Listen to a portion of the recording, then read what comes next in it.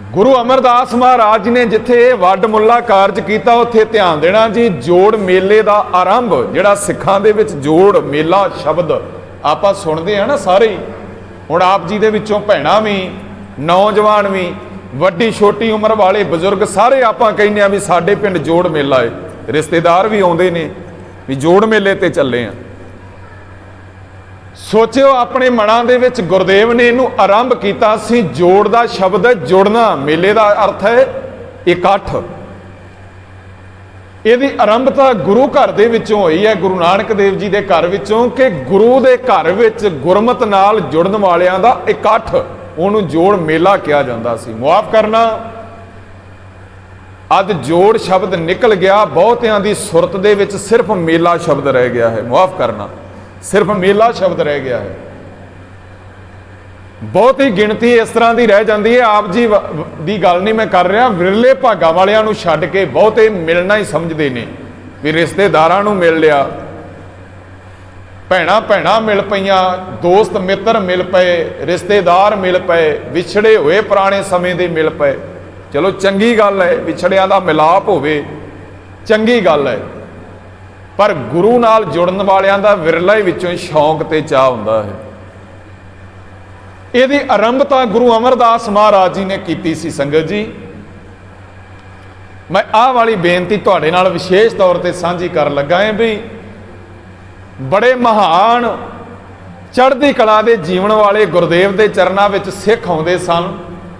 एक सिख का नाम मिलता है संगत जी, उहदा नाम है भाई पारो जुलका जी।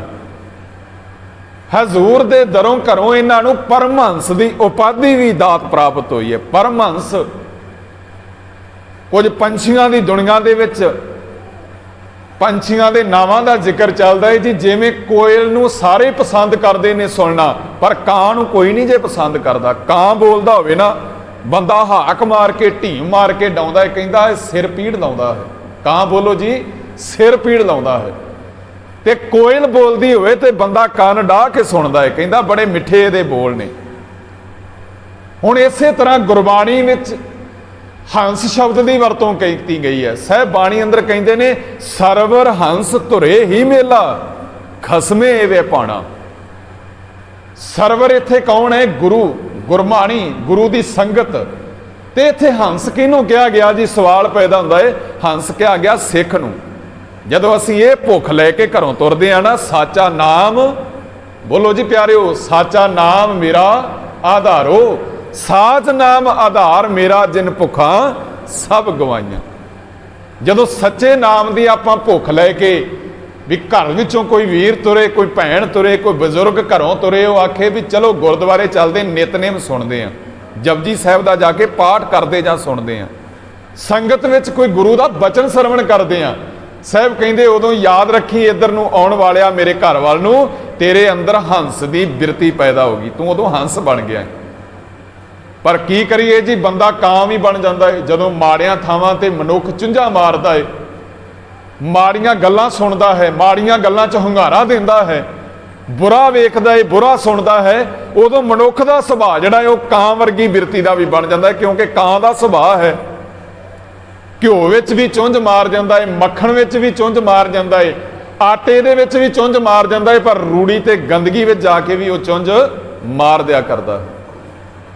हुण साहिब ने सानू वचन दिता, कहन लगे सरवर हंस तुरे ही मेला खसमे एवै भाणा, सरवर अंदर हीरा मोती, कहन लगे सो हंसा का खाना। ते हंस के बराबर एक शब्द होर वरत्या जी गुरदेव ने, वो क्या बगला। बगला काग ना टिके उत्ते जे होवे अत सियाणा। कहंदे बगला ते कां कदे भी मान सरोवर ते नहीं टिक सकते।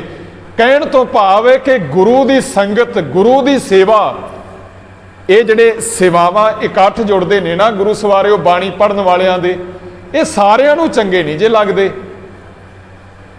सारियां नूं चंगे नहीं लगते। कईयां नूं ये चुभदे आ, जिन्हां नूं चुभदा है नहीं चंगा लगता, वो टिक नहीं पाउंदा मनुख इस जगह ते जी।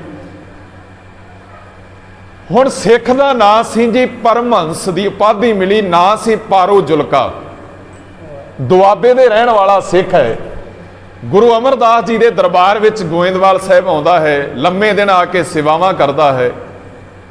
ਹੈ ਸੀ ਘਰੋਂ ਹੋਏ ਵਾਲਾ, ਅਮੀਰ ਸੀ, ਰਿਚ ਫੈਮਿਲੀ ਦੇ ਵਿੱਚੋਂ ਸੀ, ਚੰਗਾ ਖਾਂਦਾ ਪੀਂਦਾ ਸਹਿੰਦਾ ਪਰਿਵਾਰ ਸੀ, ਪਰ ਨਾਲ ਗੁਰਮਤ ਦੇ ਵਿੱਚ ਲਬਰੇਜ ਸੀ। ਸਿੱਖੀ ਵੀ ਇਹਦੇ ਅੰਦਰ ਬਹੁਤ ਉਛੱਲਾ ਮਾਰਦਾ ਸੀ, ਗੁਰੂ ਦਾ ਪਿਆਰ।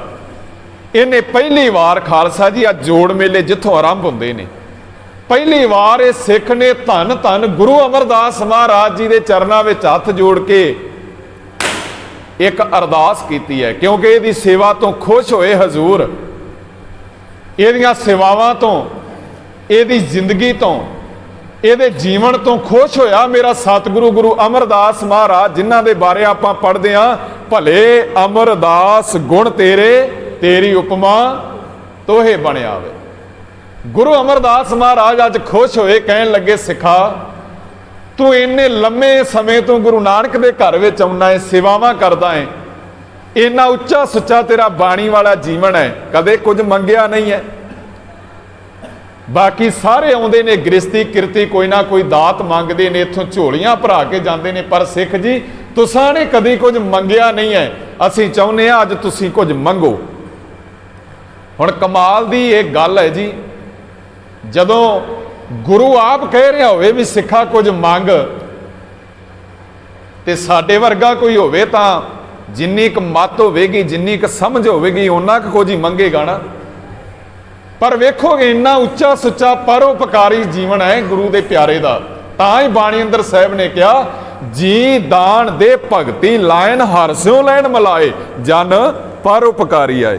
ਵੀ ਪਰਉਪਕਾਰੀਆਂ ਦਾ ਜੀਵਨ ਹੀ ਇਹ ਹੁੰਦਾ ਹੈ ਵੀ ਉਹ ਆਪ ਚੱਲਦੇ ਨੇ ਗੁਰੂ ਦੇ ਰਸਤੇ ਦੇ, ਦੂਜਿਆਂ ਨੂੰ ਵੀ ਨਾਲ ਤੋਰਦੇ ਨੇ। ਭਾਈ ਪਾਰੋ ਜੁਲਕਾ ਜੀ ਹੱਥ ਜੋੜ ਕੇ ਕਹਿੰਦੇ, ਮਹਾਰਾਜ ਸਭ ਕੁਝ ਦਿੱਤਾ ਤੁਹਾਡਾ ਘਰ ਵਿੱਚ ਹੈ, ਦਾਤਾ ਕੁਛ ਨਹੀਂ ਚਾਹੀਦਾ। ਗੁਰੂ ਅਮਰਦਾਸ ਮਹਾਰਾਜ ਕਹਿੰਦੇ, ਨਹੀਂ, ਅੱਜ ਗੁਰੂ ਨਾਨਕ ਦਾ ਘਰ ਮਿਹਰ ਵਿੱਚ ਆਇਆ ਹੈ, ਕੁਝ ਦੇਣਾ ਹੈ ਤੈਨੂੰ। ਦੂਸਰੀ ਵਾਰ ਜਦੋਂ ਸਾਹਿਬ ਨੇ ਕਿਹਾ ਤੇ ਭਾਈ ਪਾਰੋ ਜੁਲਕਾ ਜੀ ਹੱਥ ਜੋੜ ਕੇ ਕਹਿੰਦੇ, ਮਹਾਰਾਜ ਫਿਰ ਮੇਰੀ ਆਪਣੀ ਨਿੱਜ ਦੀ ਤਾਂ ਮੰਗ ਕੋਈ ਨਹੀਂ ਹੈ, ਮੈਂ ਆਪਣੇ ਲਈ, ਆਪਣੇ ਪਰਿਵਾਰ ਘਰ ਲਈ ਤਾਂ ਨਹੀਂ ਕੁਝ ਮੰਗਦਾ, ਪਰ ਮੈਂ ਮਨੁੱਖਤਾ ਦੇ ਭਲੇ ਵਾਸਤੇ ਇੱਕ ਦਾਤ ਮੰਗਦਾ। ਸਾਹਿਬ ਕਹਿੰਦੇ, ਦੱਸੋ। ਕਹਿਣ ਲੱਗਾ, ਮਹਾਰਾਜ ਇਦਾਂ ਕਰੋ, ਇੱਕ ਕੌਮ ਦਾ ਇਕੱਠ ਬੁਲਾਇਆ ਜਾਵੇ, ਇੱਕ ਸਾਰੀ ਕੌਮ, ਜਿੱਥੇ ਜਿੱਥੇ ਗੁਰੂ ਨਾਨਕ ਸਾਹਿਬ ਦੇ ਸਮੇਂ ਤੋਂ ਲੈ ਕੇ ਗੁਰੂ ਅਮਰਦਾਸ ਜੀ ਦੇ ਸਮੇਂ ਤੱਕ ਸਿੱਖੀ ਬਹੁਤ ਦੂਰ ਤੱਕ ਫੈਲ ਚੁੱਕੀ ਸੀ ਖਾਲਸਾ ਜੀ। ਤੇ ਭਾਈ ਪਾਰੋ ਜੁਲਕਾ ਜੀ ਹੱਥ ਜੋੜ ਕੇ ਕਹਿੰਦੇ ਨੇ, ਮਹਾਰਾਜ ਸਾਡੀ ਇਹ ਮੰਗ ਹੈ, ਸਾਲ ਬਾਅਦ ਇਹਨਾਂ ਸਾਰਿਆਂ ਸਿੱਖਾਂ ਦਾ ਇੱਕ ਜਗ੍ਹਾ ਤੇ ਇਕੱਠ ਹੋਣਾ ਚਾਹੀਦਾ ਹੈ। ਗੁਰੂ ਅਮਰਦਾਸ ਜੀ ਖੁਸ਼ ਹੋਏ, ਕਹਿਣ ਲੱਗੇ, ਬਹੁਤ ਵੱਡੀ ਮੰਗ ਮੰਗ ਲਈ ਹੈ ਸਿੱਖਾ, ਮਨੁੱਖਤਾ ਦੇ ਭਲੇ ਦੀ ਬਹੁਤ ਵੱਡੀ ਮੰਗ ਮੰਗ ਲਈ ਹੈ ਤੁਸਾਂ ਨੇ। ਤੇ ਗੁਰੂ ਸਵਾਰਿਓ, ਪਹਿਲੀ ਵਾਰ ਗੁਰੂ ਅਮਰਦਾਸ ਮਹਾਰਾਜ ਜੀ ਦੇ ਸਮੇਂ ਗੋਇੰਦਵਾਲ ਸਾਹਿਬ ਦੇ ਸਥਾਨ ਤੇ ਇਕੱਠ ਜੁੜਿਆ। ਉਹ ਜੋੜ ਮੇਲਾ ਸਿੱਖਾਂ ਵਿੱਚ ਪਹਿਲਾ ਲੱਗਾ ਤੇ ਉਹ ਭਾਈ ਪਾਰੋ ਜੁਲਕਾ, ਉਹਨਾਂ ਦੀ ਬੇਨਤੀ ਨੂੰ ਪ੍ਰਵਾਨ ਕਰਕੇ ਗੁਰੂ ਅਮਰਦਾਸ ਮਹਾਰਾਜ ਜੀ ਨੇ ਇਕੱਠ ਬੁਲਾਇਆ ਸੀ। ਹੁਣ ਇਸ ਤੋਂ ਗੱਲ ਅੱਗੇ ਚੱਲਦੀ ਹੈ ਜੀ। ਗੁਰੂ ਅਮਰਦਾਸ ਮਹਾਰਾਜ ਕਹਿੰਦੇ, ਸਿੱਖਾ ਤੂੰ ਆਪਣੇ ਲਈ ਤਾਂ ਕੁਝ ਨਹੀਂ ਨਾ ਮੰਗਿਆ। ਭਾਈ ਪਾਰੋ ਜੁਲਕਾ ਜੀ ਕਹਿਣ ਲੱਗੇ, ਮਹਾਰਾਜ ਮੈਨੂੰ ਕੀ ਚਾਹੀਦਾ ਹੈ, ਮੈਂ ਤਾਂ ਤੁਹਾਡਾ ਹਾਂ। ਕਬੀਰ ਮੇਰਾ ਮੁਝ ਮੈਂ ਕਿਛ ਨਹੀਂ, ਜੋ ਕਿਛ ਹੈ ਸੋ ਤੇਰਾ, ਤੇਰਾ ਤੁਝ ਕੋ ਸੌਂਪ ਤੇ ਕਿਆ ਲਾਗੇ ਮੇਰਾ। ਮੈਂ ਤਾਂ ਦਾਤਾ ਤੁਹਾਡਾ ਹੀ ਆ, ਮੇਰਾ ਘਰ ਪਰਿਵਾਰ ਵੀ ਤੁਹਾਡਾ ਹੈ। ਸੱਚ ਸਾਹਿਬਾ ਕਿਆ ਨਹੀਂ ਘਰ ਤੇਰੇ, ਘਰ ਤਾਂ ਤੇਰੇ ਸਭ ਕਿਛ ਹੈ, ਜਿਸ ਦੇਹ ਸੋ ਪਾਵੇ। ਗੁਰੂ ਦੇ ਘਰ ਸਭ ਕੁਝ ਹੈ, ਪਰ ਵੇਖੋ ਸਿੱਖ ਦੀ ਬਿਰਤੀ ਸੁਭਾਅ ਖਾਲਸਾ ਜੀ। ਭਾਈ ਪਾਰੋ ਜੁਲਕਾ ਜੀ ਕਹਿਣ ਲੱਗੇ, ਮਹਾਰਾਜ ਕੁਛ ਨਹੀਂ ਚਾਹੀਦਾ, ਮੈਂ ਆਪਣੇ ਲਈ ਕੁਝ ਨਹੀਂ ਮੰਗਣਾ। ਬੜੀ ਵੱਡੀ ਗੱਲ ਹੈ ਜਿਹੜੀ ਮੈਂ ਤੁਹਾਨੂੰ ਦੱਸਣ ਲੱਗਾ ਹੈ। ਤੁਹਾਡੇ 'ਚ ਬਹੁਤ ਬਾਣੀ ਪੜ੍ਹਨ ਵਾਲੇ, ਗੁਰਸਿੱਖ ਇਤਿਹਾਸ ਨੂੰ ਸੁਣਨ ਪੜ੍ਹਨ ਵਾਲੇ ਬੈਠੇ ਨੇ। ਗੁਰੂ ਅਮਰਦਾਸ ਮਹਾਰਾਜ, ਇਦਾਂ ਵੀ ਹੁੰਦਾ ਹੈ ਜੀ ਸਿੱਖਾਂ ਦੇ ਜੀਵਨ ਵਿੱਚ, ਇਦਾਂ ਦੀਆਂ ਘਟਨਾਵਾਂ ਵੀ ਵਾਪਰੀਆਂ। ਗੁਰੂ ਅਮਰਦਾਸ ਮਹਾਰਾਜ ਕਹਿੰਦੇ, ਸਿੱਖ ਜੀ ਤੁਸਾਂ ਨਹੀਂ ਕੁਝ ਮੰਗਣਾ, ਫਿਰ ਅਸੀਂ ਤੁਹਾਨੂੰ ਦੇਨੇ ਆ। ਅਸੀਂ ਤੁਹਾਨੂੰ ਆਪਣੇ ਵਾਲੀ ਜਗ੍ਹਾ ਤੇ ਗੁਰਤਾ ਗੱਦੀ ਦੀ ਜ਼ਿੰਮੇਵਾਰੀ ਬਖਸ਼ਿਸ਼ ਕਰਦੇ ਹਾਂ। ਅਸੀਂ ਆਪਣੇ ਵਾਲੀ ਜਗ੍ਹਾ ਤੇ ਤੁਹਾਨੂੰ ਬਿਠਾਉਣ ਵਾਸਤੇ ਤਿਆਰ ਆ। ਤੁਹਾਡਾ ਜੀਵਨ ਬੜਾ ਉੱਚਾ ਸੱਚਾ ਹੈ।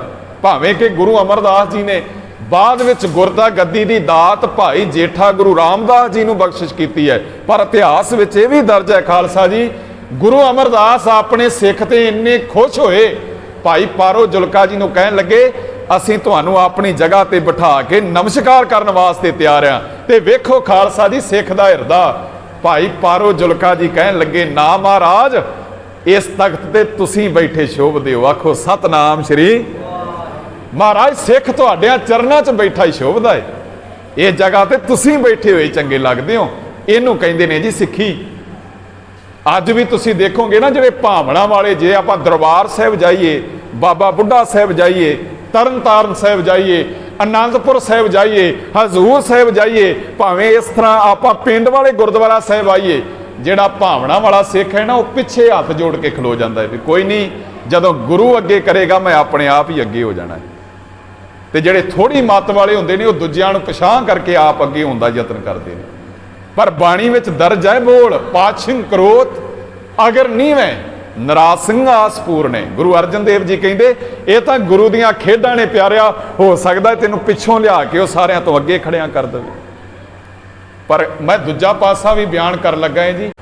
ਕਹਿੰਦੇ ਜਿਹੜੀ ਗੁਰਮਤ ਹੈ ਨਾ, ਇਹ ਸੋਇਣੀ ਦੀ ਸੂਈ ਹੋਵੇ, ਚਾਂਦੀ ਦਾ ਧਾਗਾ ਹੋਵੇ, ਯਾਦ ਰੱਖੀ ਪਿਆਰਿਆ, ਉਹਦੇ ਨਾਲ ਵੀ ਜੇ ਤੂੰ ਆਪਣੇ ਆਪ ਨੂੰ ਸੀਵੇਂ ਨਹੀਂ ਸੀਤਾ ਜਾ ਸਕਦਾ, ਕਿਉਂਕਿ ਸੀਨ ਵਾਸਤੇ ਗੁਰੂ ਦੀ ਬਖਸ਼ਿਸ਼ ਚਾਹੀਦੀ ਹੈ। ਤਿੱਥੇ ਸੀਤੋ, ਪੜੋ ਜੀ ਸਾਰੇ, ਤਿੱਥੇ ਸੀਤੋ ਸੀਤਾ ਮਹਿਮਾ ਮਾਹੇ, ਤਾਂ ਕਿ ਰੂਪ ਨਾ ਕਥਨੇ ਜਾਹੇ, ਨਾ ਓਏ ਮਰੇ ਨਾ ਠਾਗੇ ਜਾਹੇ, ਜਿਨ ਕੈ ਰਾਮ ਵਸੇ ਮਨ ਮਾਹੇ। ਹੁਣ ਕਿੰਨਾ ਪਿਆਰਾ ਜੀਵਨ ਹੈ। ਆਓ ਆਪਾਂ ਪ੍ਰੇਰਨਾ ਲਈਏ। ਭਾਈ ਪਾਰੋ ਜੁਲਕਾ ਜੀ ਹੱਥ ਜੋੜ ਕੇ ਹੁਣ ਗੁਰੂ ਕਹਿ ਰਿਹਾ, ਮੈਂ ਆਪਣੀ ਜਗ੍ਹਾ ਤੇ ਤੈਨੂੰ ਬਿਠਾ ਕੇ ਨਮਸਕਾਰ ਕਰਨ ਲਈ ਤਿਆਰ ਹਾਂ ਸਿੱਖਾ। ਪਰ ਭਾਈ ਪਾਰੋ ਜੁਲਕਾ ਜੀ ਕਹਿਣ ਲੱਗੇ, ਨਾ ਨਾ ਮਹਾਰਾਜ, ਵੇਖਿਓ ਇਹ ਨਾ ਕਿਤੇ ਕਰਨਾ, ਮੈਂ ਤੁਹਾਡਿਆਂ ਚਰਨਾਂ ਵਿੱਚ ਹੀ ਝੁਕਿਆ ਚੰਗਾ ਲੱਗਦਾ ਹੈ, ਕਿਉਂਕਿ ਹਜ਼ੂਰ ਸਿੱਖ ਦਾ ਕੰਮ ਹੈ ਤੁਹਾਡਿਆਂ ਚਰਨਾਂ 'ਚ ਝੁਕਣਾ, ਤੇ ਗੁਰੂ ਦਾ ਕੰਮ ਹੈ ਆਪਣੇ ਸਿਰ ਦੇ, ਸਿੱਖ ਦੇ ਸਿਰ ਤੇ ਮਿਹਰ ਭਰਿਆ ਹੱਥ ਰੱਖਣਾ। ਫਿਰ ਮਹਾਰਾਜ ਕਹਿਣ ਲੱਗੇ, ਫਿਰ ਮੰਗਿਆ ਤਾਂ ਕੁਝ ਵੀ ਨਹੀਂ ਹੈ। ਕਹਿਣ ਲੱਗਾ, ਮਹਾਰਾਜ ਇੱਕ ਬਖਸ਼ਿਸ਼ ਕਰੋ। ਕਹਿਣ ਲੱਗੇ ਕੀ? ਕਹਿੰਦੇ ਸਤਿਗੁਰੂ ਇਹ ਬਖਸ਼ਿਸ਼ ਕਰੋ ਕਿ ਮੇਰੇ ਅੰਦਰੋਂ ਮੰਗਣ ਵਾਲੀ ਬਿਰਤੀ ਖਤਮ ਹੋ ਜਾਵੇ, ਫੁਰਨਾ ਹੀ ਖਤਮ ਹੋ ਜਾਵੇ। ਆਖੋ ਸਤਨਾਮ ਸ਼੍ਰੀ ਵਾਹਿਗੁਰੂ। ਇਦਾਂ ਦੀਆਂ ਖੇਡਾਂ ਧੰਨ ਗੁਰੂ ਅਮਰਦਾਸ ਸੱਚੇ ਪਾਤਸ਼ਾਹ ਜੀ ਦੇ ਸਮੇਂ ਗੋਇੰਦਵਾਲ ਸਾਹਿਬ ਦੀ ਧਰਤੀ ਤੇ ਖਾਲਸਾ